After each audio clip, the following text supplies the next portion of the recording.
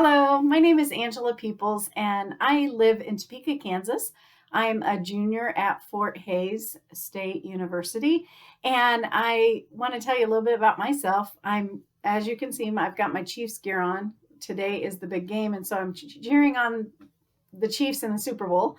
Um, my family, I've been married for 31 years. We have four children of our own, and then we have three daughter-in-laws now.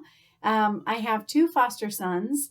Um, One is in seventh grade and one in ninth grade. And then our youngest daughter is a senior in high school. So I've been working in special education for about the last 10 years. I work in what they would call a self-contained classroom. So though we do go out in the gen ed, a majority, we are definitely being more inclusive these days and in the gen ed class as much as we can.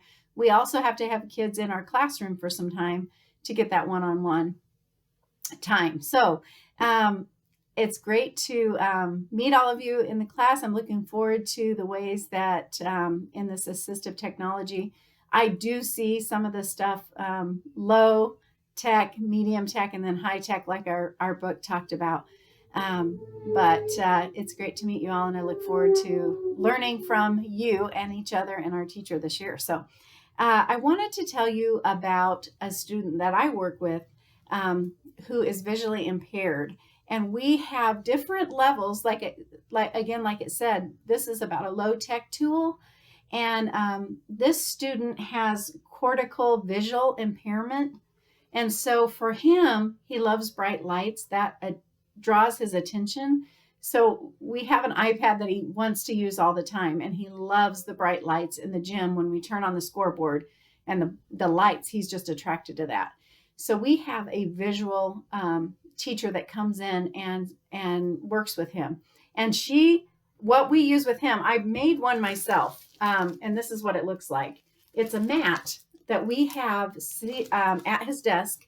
It's basically a piece of construction paper that's red, because red helps draw their attention on the background. So I always put his work on this mat. Then on the edge, it's like glitter. I didn't have any or not glitter, garland we have at school, but I had kind of some of this shiny material in my basement that I put onto it.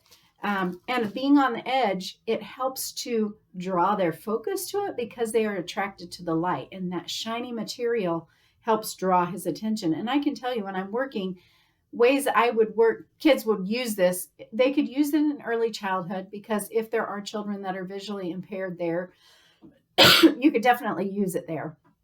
I use it working one-on-one in the special ed class with him. And we also have a mat that he uses in the gen ed class when he goes in there. So this could be used in early childhood, also in elementary school. And honestly, I bet it could be used right up into the high school just to help him see better. This could be used at table time, like we have a group time in our classroom, and that mat is just easy, so easy to make, but helps him to see and focus on the material. The red, like I said, the red background makes it easier for him to see. What I've read about, just looking up different things for this class, the bright, bold colors can really help students with visual impairment to see. So even like one of the videos we watched from this week's assignments, how it had the remote control where you could put the bright yellow paper and then make those buttons a little bigger for the kids to be able to see them and use them. I thought it was very interesting, because as I was talking to the visual teacher that I work with, that comes into our classroom, she was saying that kids with CVI, for short, cortical visual impairment, sometimes have trouble eating. And she had a student that had trouble eating, but he loved shiny strings. That was what he was fascinated with, was strings. So they tied a shiny string to a spoon, and this kid started eating his lunch, which that amazed me. I never realized that just doing something like that could make a difference in a kid's life. So I think it's really cool that you can use everyday materials and you can use it to have an assistive technology to help our kids that maybe struggle with different things to be able to function in the classroom and help them to do what other kids are doing. So great to meet all of you. I'm excited for the semester and I look forward to learning new ways of using assistive technology in the classroom. Have a great day and go Chiefs!